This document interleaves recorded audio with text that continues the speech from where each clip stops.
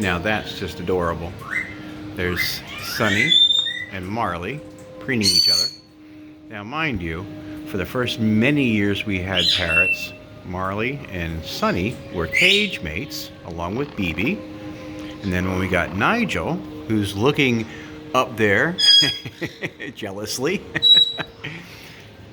we ended up putting Marley and Nigel together. And then BB started getting aggressive towards Sunny, so he put Sunny in her own room. And now she's with Spiky Bird, who's looking over there jealously.